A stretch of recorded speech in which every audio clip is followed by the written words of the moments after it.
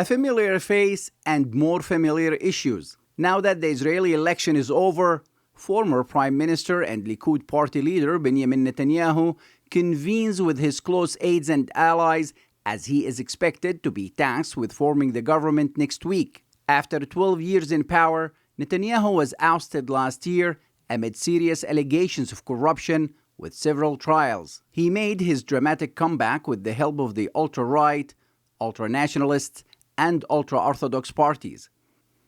Israel has voted 5 times in less than 4 years, and it has not had a stable government in years. People here want a strong, stable administration that can deal with some of the issues that concerns them. Security is an issue.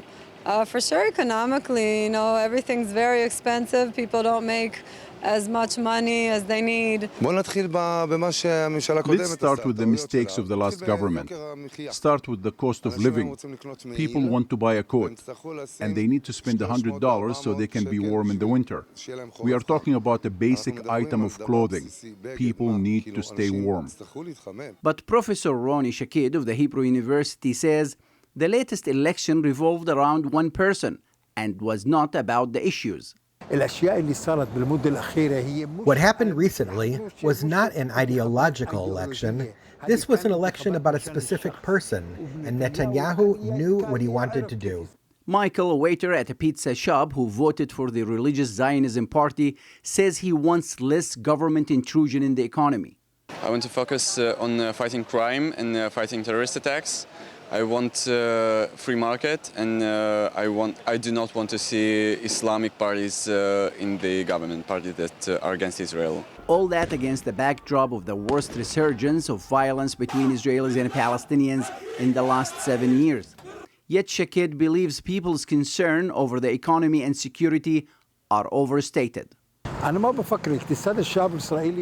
don't think so. The economy of the Israeli people is very good. People are talking about home prices and the ability of the average citizen to buy a house, which has become very expensive. This is the only economic concern. Otherwise, restaurants are full, and people travel abroad by the millions. The security situation is tense in the West Bank, not inside Israel, and there are not many problems. Presumed incoming Prime Minister Netanyahu knows this could be his last chance to form a government. He's 73-year-old, has legal troubles, and fierce competition from within his party makes it difficult for another comeback. In Jerusalem, Mohammed Al-Qasim reporting for the Media Line.